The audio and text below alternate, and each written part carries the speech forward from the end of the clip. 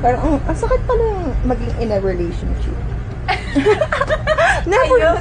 Ay, yung first time mo magka-boyfriend eh. Nasa na siya? Andoon. Ano sabi ko? Tok-tok kami, ganon. Hanggang ngayon. Hanggang ngayon.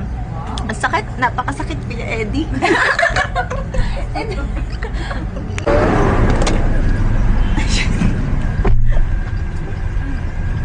Go! Hello, nandito na po kami sa car ni Rika. Start na agad? Oo, nag-vlog na po tayo.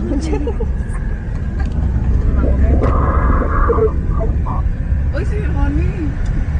Sino? Ronnie. May iba kong connection pag Virgo eh. Virgo. Oo, Virgo ka daw eh. Kasi may friend akong Virgo dati. Ano, iba din yung ano namin, yung usapan namin. Connected kayo.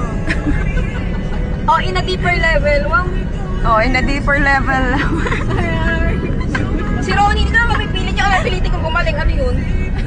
Dahil pinainom mo ng gamot. Sabi mo, uminom ka ng gamot, girl. Sabi ko, ano naman kung buntis ka? Sabi ko, I mean, like mga anak ka na ba? Yung pag nanganak ka, yun ang excuse. O kaya critical months mo, like 2 months, 2 months bago ka manganak. Like, Hindi, excited na kasi. o kaya nga, grabe.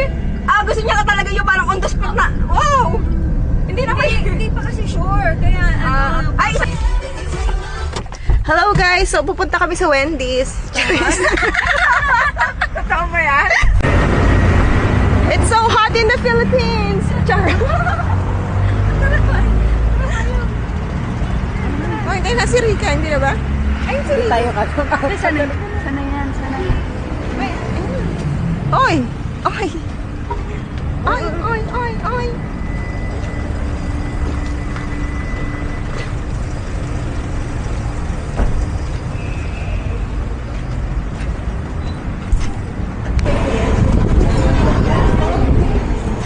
Ay, tata.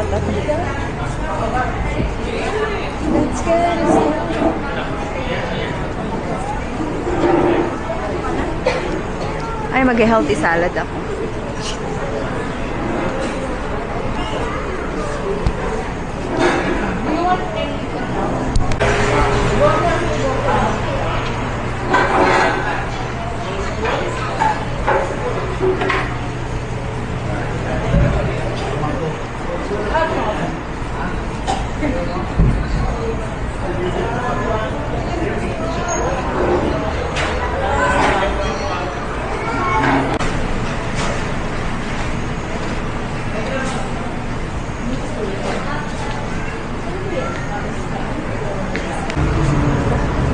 iniwan ko na yung papunta.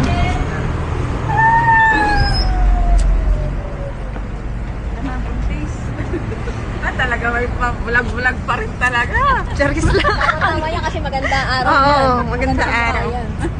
Charis. Ayan, Wendy's. Tapos na po kaming mag-lunch.